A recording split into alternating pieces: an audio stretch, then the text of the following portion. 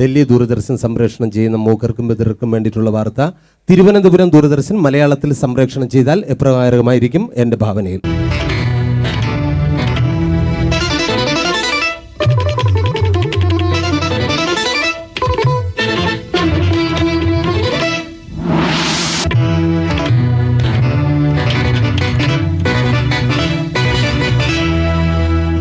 നമസ്കാരം.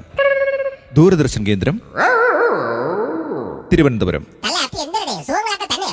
ബദിർക്കുള്ള വാർത്തകൾ വായിക്കുന്നത് കാലടി ഗോപി. ഇന്ത്യൻ പ്രധാനമന്ത്രി ഡോക്ടർ മൻമോഹൻ സിംഗ് ഇറ്റാലിയൻ നാവികരെ മടക്കി അയക്കണമെന്ന് ഇറ്റലിയോട് ആവശ്യപ്പെട്ടു. സുപ്രസിദ്ധ സിനിമാ താരം ഷക്കീലയെ ആരോ തട്ടിക്കൊണ്ടുപോയി.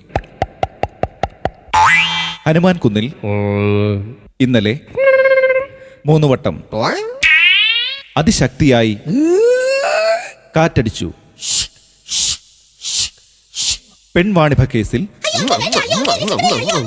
പല പ്രമുഖരുടെയും കറുത്ത കരങ്ങൾ ഉണ്ടെന്ന് സംശയിക്കുന്നു. ഇന്നലെ നടന്ന വള്ളംകളി മത്സരത്തിൽ കാവാലം ചുണ്ടൻ 1ാം സ്ഥാനം നേടി. മുഖ്യമന്ത്രി ശ്രീ ഉമ്മൻചാണ്ടി കേരളത്തിലെ മലമ്പ്രദേശങ്ങൾ സന്ദർശിച്ചു.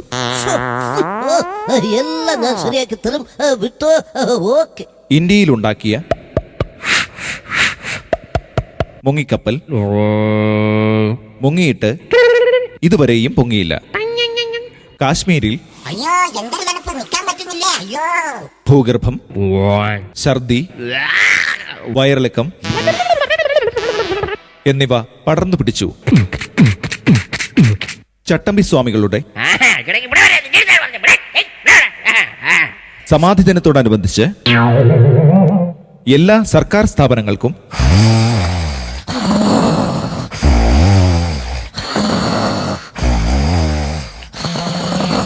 അവധിയായിരിക്കും. കേരള നിയമസഭയിൽ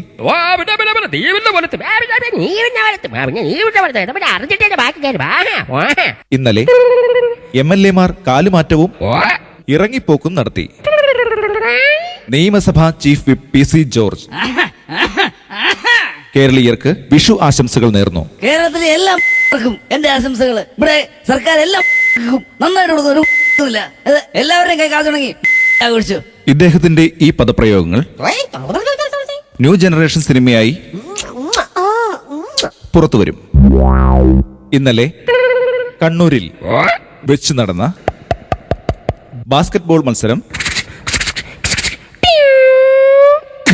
മന്ത്രി PPK ബാവ ഉദ്ഘാടനം ചെയ്തു.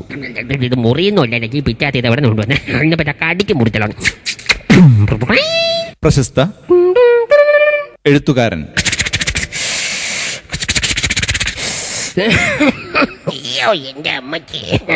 നെഞ്ചത്തടി ഗോപി തൂങ്ങി മരിച്ചു.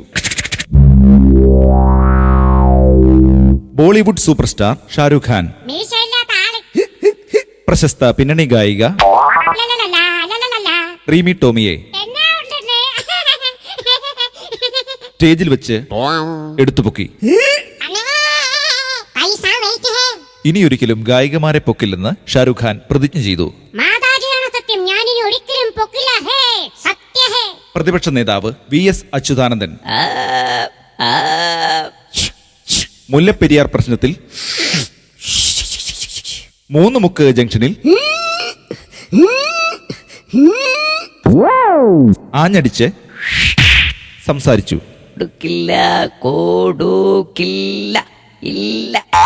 പഞ്ചാബിൽ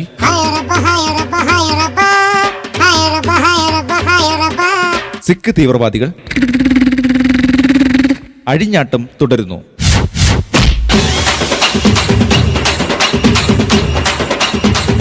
ഇതോടുകൂടി വാർത്തകൾ കഴിഞ്ഞു. നമസ്കാരം.